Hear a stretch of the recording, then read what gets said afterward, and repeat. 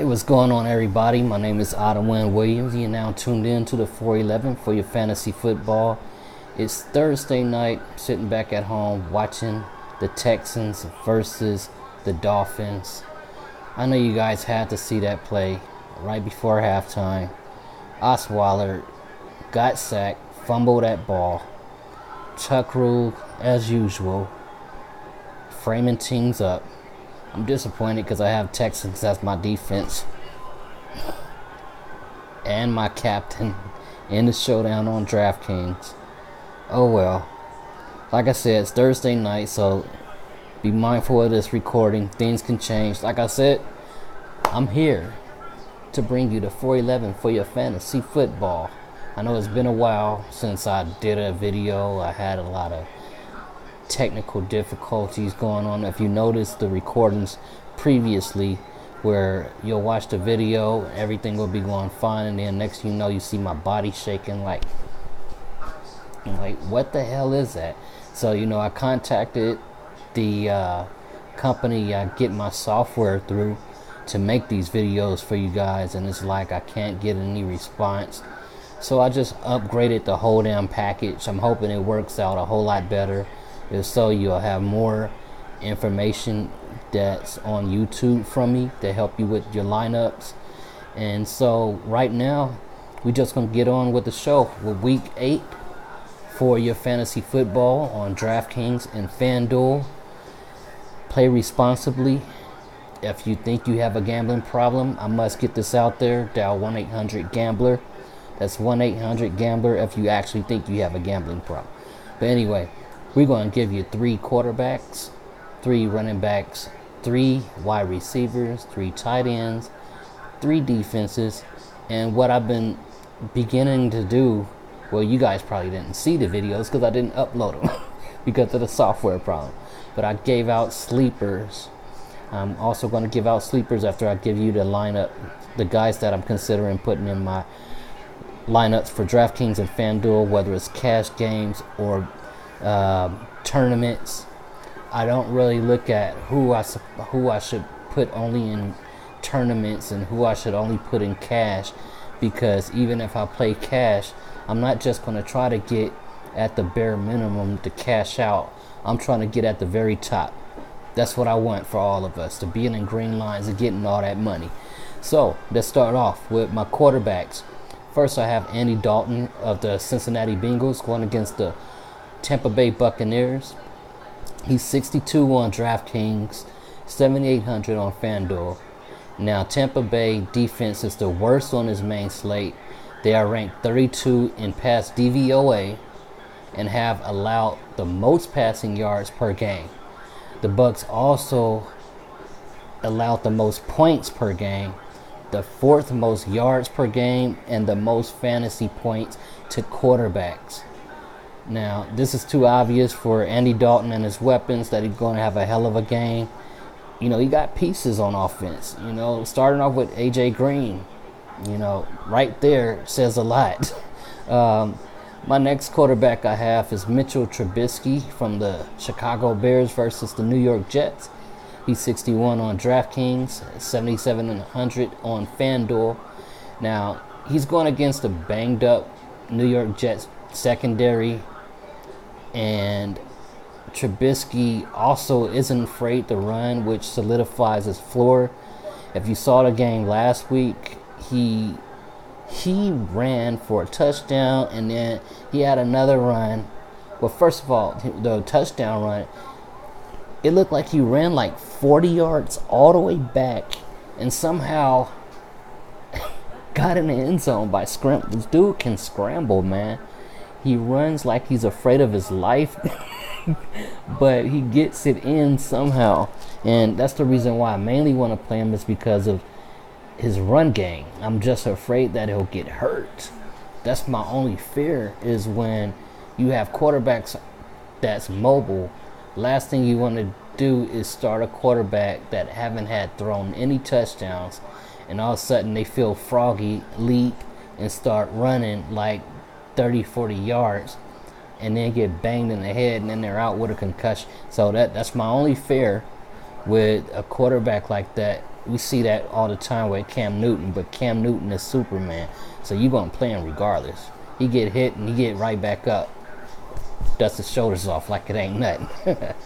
But like I said, Mitchell Trubisky, though, he got too much of an arm sometimes. Because last week he also had a lot of overthrowing passes, and that's what make him bad for football but good for fantasy, is he's going to get some touchdowns. I remember maybe a month ago he threw, what was it, 6 or 7, maybe 8 touch. I lost count.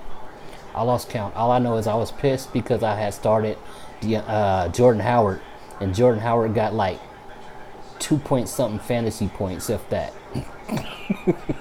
Thanks a lot, Mitchell Trubisky. You owe me, so I'm playing you in my lineups. You better pay me back, brother. Pay me back this week for making me lose all that money with Jordan Howard. Yeah, but moving on to my next quarterback, I have Andrew Luck going against my sorry-ass, dysfunctional Chucky doll playing Oakland Raiders. Oh, man. Andrew Luck is 6,300 on Draftkings. On Fanduel, he's 8,300. Now, the Raiders can't pressure the quarterback. They can't defend the pass. And pressuring Andrew Luck is how you destroy him. He turns the ball over if you can pressure him. But they have no pressure, so I'm not afraid to use Andrew Luck against the Raiders, even on the road. 6,300 on DraftKings, 8,300 on FanDuel. I feel it's worth it. Why? Because overall, the Oakland Raiders defense ranked, according to Pro Football Focus, at number 29 unit in pass coverage and 31 in unit in pass rushing. He's thrown 4 passing touchdowns back-to-back games. 3 of his last 4 games, he has 3 touchdowns in 4 straight and over 300 yards in 3 of his past 4 games, including a 464-yard game. Andrew Luck is leading the league in 311 passing attempts, and the Oakland Raiders has allowed 7th most yards per game and ranked 31 against the pass. Now that's enough right there to sell me Andrew Luck in my fantasy lineups, whether tourney or cash. And now moving on to the other side of the field. I'm going to keep it in Oakland, which they should. But anyway, that's another story. We got this guy that's extreme chalk. We know that Amari Cooper's gone. They are having a blowout sale, you can say. Clearance sale. Every player's on a clearance rack. They got rid of Amari Cooper, sent them to Dallas Cowboys. Unbelievable. I didn't think Amari Cooper was that great, but a lot of people did. That's another story. But Amari Cooper's gone, Dallas Cowboys. That's one piece less than they have. You have Marshawn Lynch that's going to be out for an entire month now due to a groin. Basically being a dick.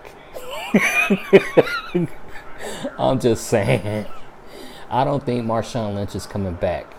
We saw how his attitude was when he didn't get the ball on the 1-yard line after that Super Bowl. His whole attitude changed for the Seahawks after that.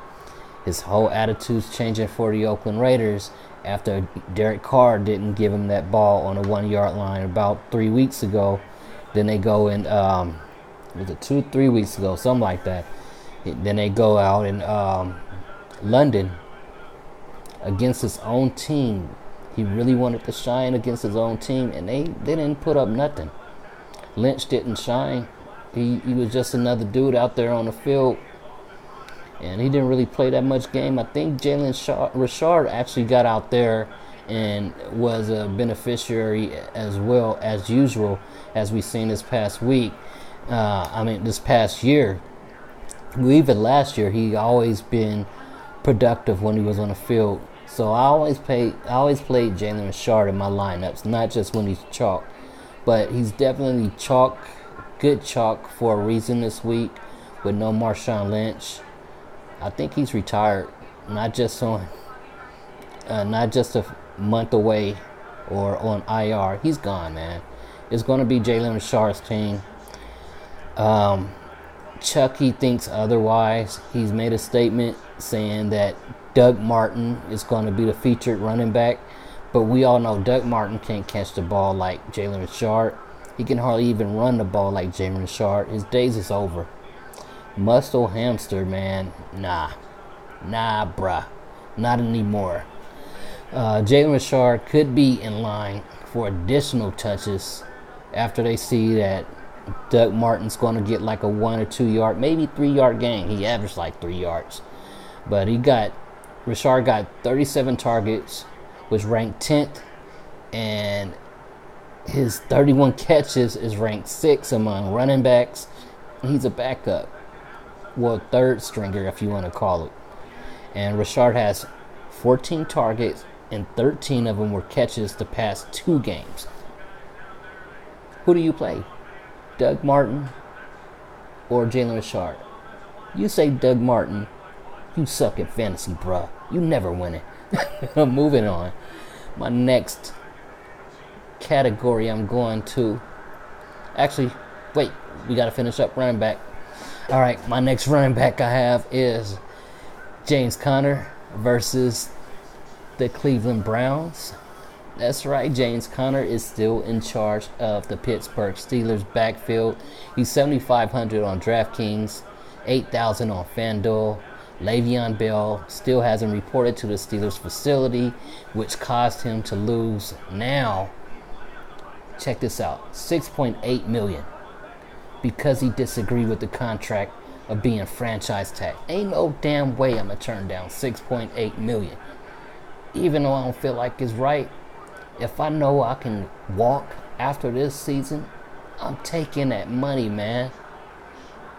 I'm taking that money. I mean, he could have did like Marshawn Lynch. Came in, signed, got that money, and then all of a sudden say, oh, my groin hurt. I can't play, y'all. And sat out. And just sat out. Be like, nah, my groin still hurt. I gotta sit out some more months. Maybe 3 or 4 more months. That's all you have to do. We see it all the time. It's just disgruntled players, and then all of a sudden, perfect example with Seabass. Sebastian Janikowski. Raiders wanted him to renegotiate his contract. He didn't want to renegotiate it. Next thing you know, they claim he's on IR. Yeah, we buying that. Well, moving on. Like I said, James Conner, man, against the Cleveland Browns, he can go out there and have a magnificent game. He's seeing 35% of their red zone opportunities and averaging 21.5 touches per game. And the Browns rank 32 at run defense. The Steelers are 8-point home favorites with a 29.5 point implied team total. I'm definitely playing my bruh, James Conner of the Pittsburgh Steelers. My next running back, I have Kerryon Johnson from the Detroit Lions versus the Seattle Seahawks. He's 5,300 on DraftKings, 6,900 on FanDuel. Kerryon turned 22 opportunities into 179 yards last week, and now he will face a quite average defense. I mean, Seahawks defense done stepped it up a little bit, but they're still really mediocre, man. Nothing like they used to be. They're ranked 24 in rushing yards allowed per game and 12th run DVOA. Plus, Kerryon benefits from playing against a solid gosh, how can I say this? Plus, Kerryon benefits from playing on a solid team that ranks 12th in yards per game and 12th in points per game. Lions go out there and score. My only worry with playing Kerryon Johnson is getting vultured at the damn goal line by LeGarrette Blount. LeGarrette Blount. Why? 2 weeks ago, I remember I played Kerryon Johnson. LeGarrette Blount goes out there and get 2 goal line touchdowns. I believe he got one last week too.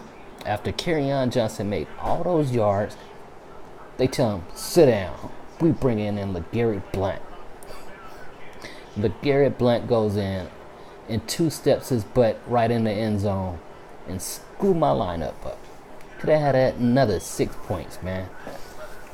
But yeah, I think this week though, Kerryon Johnson has the ability to at least get his first touchdown of the season. Is it his first touchdown? Let's check this out. See if he got any touchdown. I don't think he do. Let's check right quick.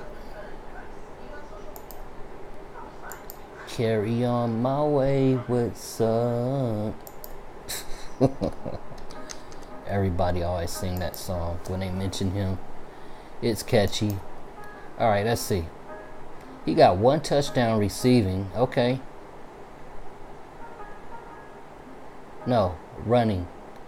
Week 4, Kerryon Johnson got a touchdown. Okay. So, this week, let's make this your second touchdown, Kerryon Johnson. If you can make it 2. Make 2 touchdowns. I would be so happy, man. But yeah, moving on to my next category. Wide receiver, talking about AJ Green. I told y'all all about the Tampa Bay Buccaneers. Horrible at defense when it comes to the pass. AJ Green, he leads the NFL with 36 targets, and in his last 3 weeks, and coming in with one of the best matchups this week against the Buccaneers. I think he can go out there, get 100 yards, score a touchdown. Right now he has 392 yards, which ranked 4th among wideouts over the last 4 weeks. And even in tough matchups, he's been productive. But this is definitely not a tough matchup. He has the ability to go out there and get 2 touchdowns. And that's what I aim for, is guys that can go out there and get 2 based on their matchup.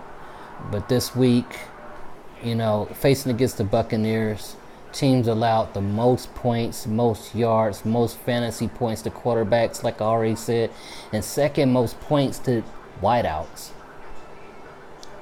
It's a wrap. AJ Green definitely can go out there. They allowed the league high 18 passing touchdowns this season, Tampa Bay Buccaneers. So why not go out there, get 2 touchdowns? If you can, make it 3. Make it a 3. Do a threesome. All right, my next wide receiver I have is T.Y. Hilton versus the Oakland Raiders. I told you about their passing defense. It's not effective. He is 6,300 on DraftKings, 7,400 on Fanduel. Now, he caught 4 passes for only 25 yards last week, but 2 of them were touchdowns. And now he has 4 touchdowns in 5 games with Andrew Luck this season. And last week, he came back after missing a couple weeks being injured. So he got a little bit of work in and was productive with touchdown. So I'm expecting Andrew Luck to throw the ball to him a lot more, between 7 and 10 targets, and possibly can slide in and get at least 1 touchdown against the Oakland Raiders this week. And now moving on to my next and last wide receiver, I have Robert Woods of the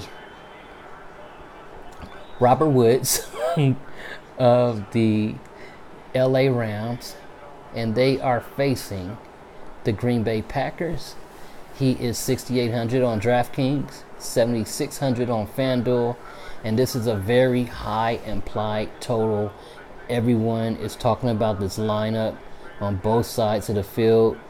Rodgers versus Goff. It's going to be an amazing match. Old school versus new school. I can't wait to see this game. I'm looking forward to seeing this game. I think it's going to be at least between 30 and 40 points on the board in real football on each side. And my guy Robert Woods, he has at least 5 catches for 78 yards in 6 games, and averaged at least 7 targets in every game, except for one where he had 5 targets and ended up catching all 5 catches for 101 yards. So he's very reliable on the field. He only got 3 touchdowns because, Brandon Cooks, he has a higher ceiling and got the ability to get the touchdowns probably a little bit more often. But Woods got a higher solid floor. Well, not a higher solid floor. He got a solid floor. So if it was up to me playing between Brandon Cooks and Woods, I probably would go Woods more than I would Cooks. I say 3 out of 5 times I'm playing Woods. 2 out of 5 times playing Cooks. Plus, there's no Cooper Kupp. So the ball got to go somewhere besides Todd Gurley running it in for 3 touchdowns a game. You got to throw it to the receivers. I don't think Green Bay Packers secondary is that great. Not against Woods and Cook.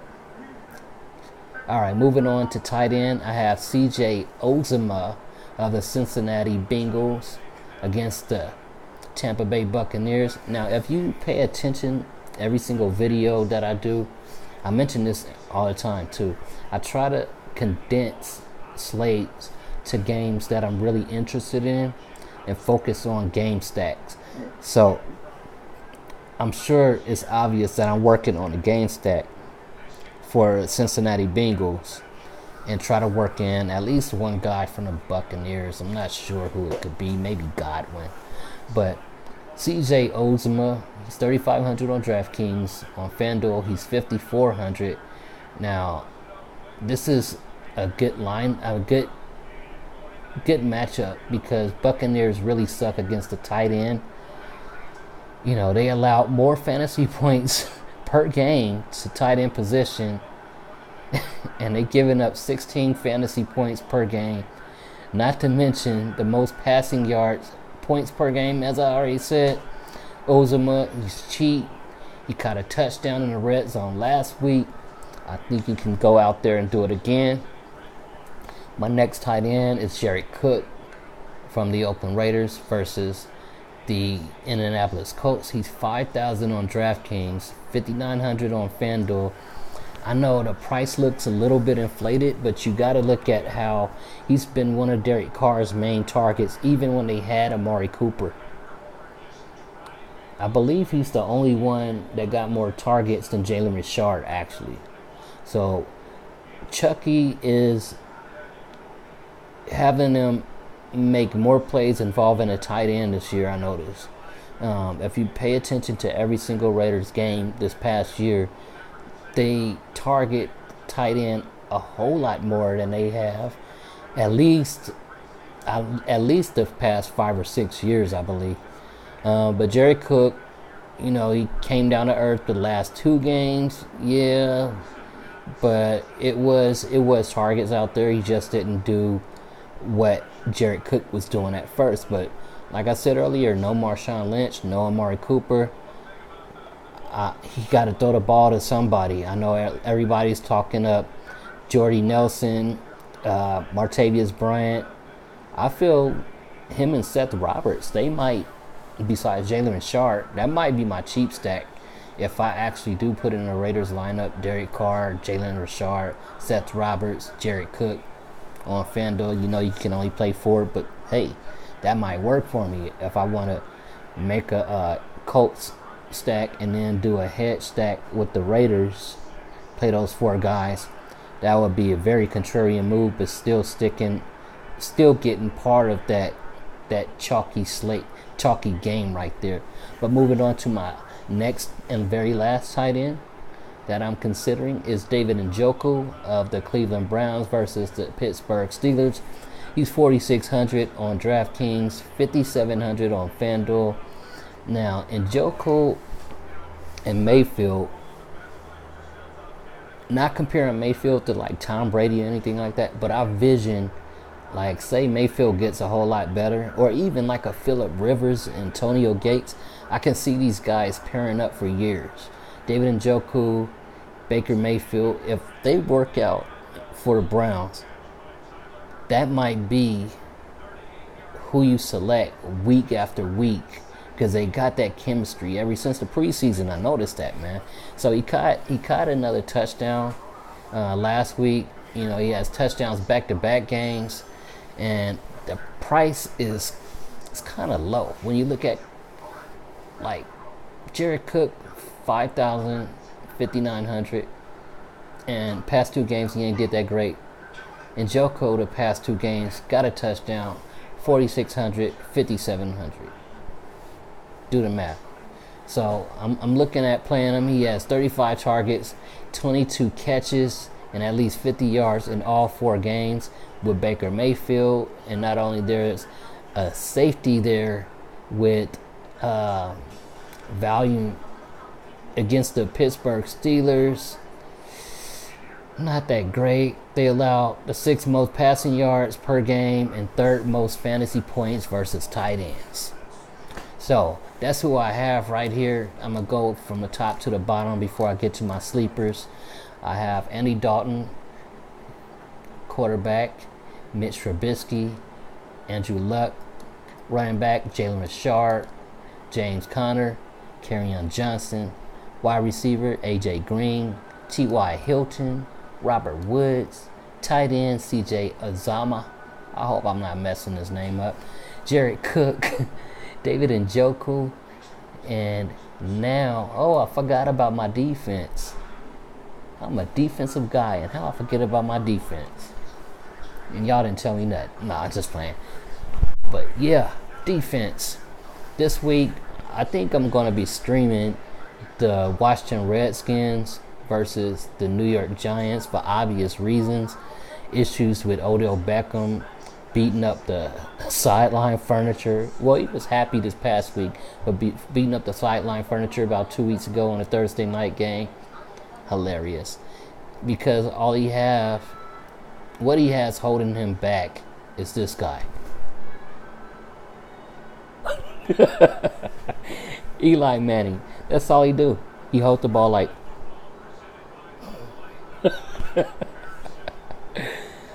it's time for dude to retire. But I mean, Odell, he might go out there and get a touchdown. Saquon Barkley might go out there and get 2 touchdowns. But what I'm looking at, I can see Eli Manning either fumbling the ball and Redskins run it in, or he throws a pick 6 and gets sacked multiple times. So say if Giants do put up some points, I think they can at least still end the game with 10 fantasy points for me. And it's like pretty safe for me to play the Redskins after I saw what they did last week. It was pretty good, man. They're not a risk, even though they got some injuries on offense. That's going to have the defense out there a lot more, because they're probably not going to be able to stay on the field to keep the rest of defense. I feel like the defense can go out there and get hungry, and with Manning just horrible. And if I was Odell, I would be pissed off too. I would too, man. I'll be beating up the goalpost.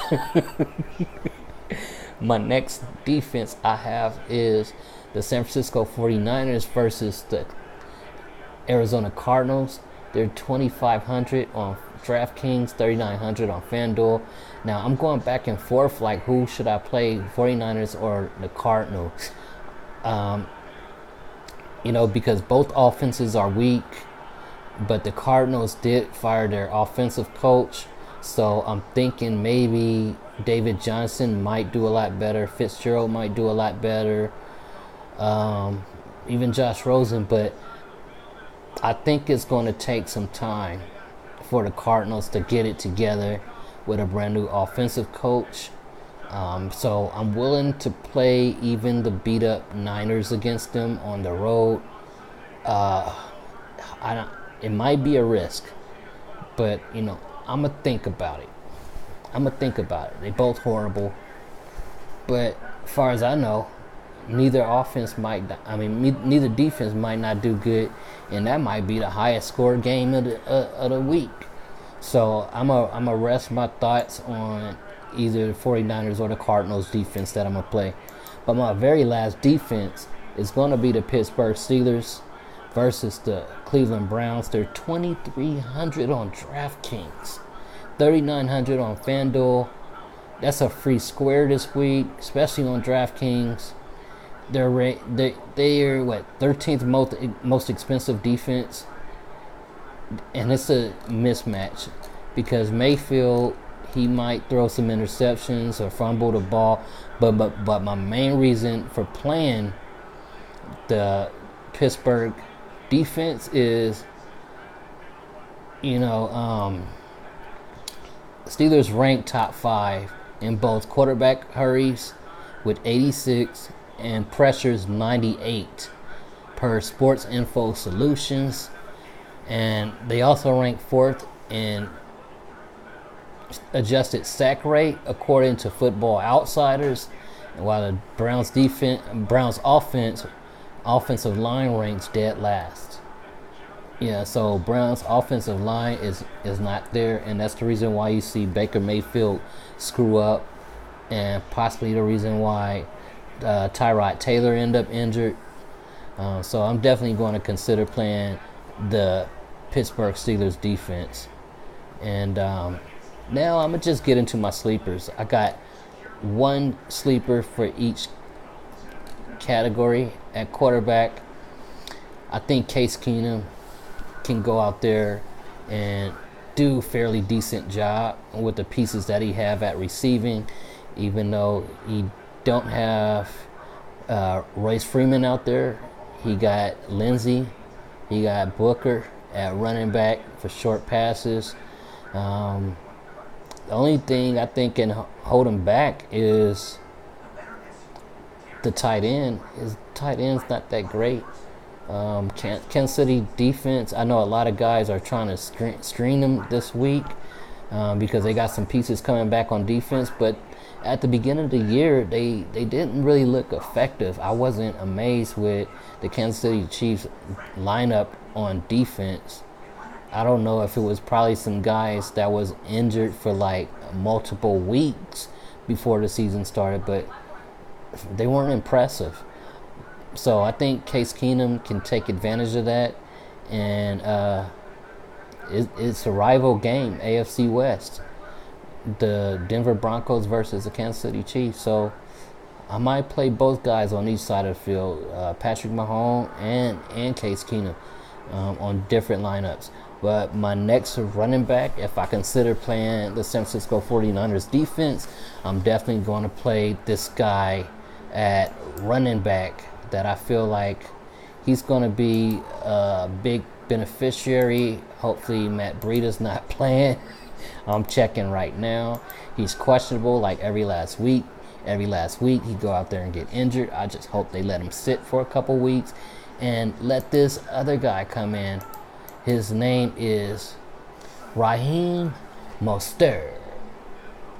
French guy. Raheem Mostert. Not mustard, not Munster, Mostert. So he's only 3,800 on DraftKings. What is he on FanDuel? Let me check.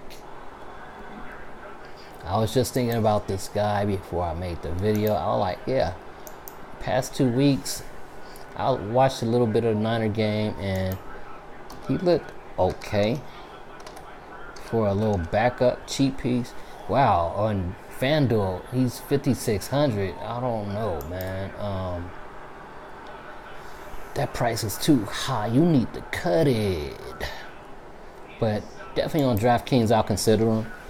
On wide receiver, like I mentioned earlier with the Oakland Raiders, Seth Roberts, I think that would be a good way to get a piece of that game. He's very cheap. Tight end, Herdon from the New York Jets at tight end. He was decent. He got a touchdown last week. And also defense, as I mentioned, has improved a little bit. Going against the Detroit Lions, say if they having an off week, I think Seattle Seahawks can go out there and possibly do a decent job. So yeah, that's what I have for week 8. And I'm going to go down the line for my sleepers again. Case Keenum, Raheem Mostert, Seth Roberts, and what's this Herdon guy's first name? Sorry, guy. He's new, so I don't know much about him. I saw him play a little bit, but Herndon. His name is Chris Herndon. All right. So, yeah, my very last one is the Seattle Seahawks defense. So this has been the week 8 411 for your fantasy football program. My name is Ottomwin Williams. Don't forget to thank me by liking the page, subscribing the page, commenting below whether you like my picks or you disagree. If you feel like you have better picks, please name them. Please name them. Help a brother out when I'm trying to help you out. But I'll talk to you guys soon. Hopefully we all get in the green line and just win, baby. I'm out.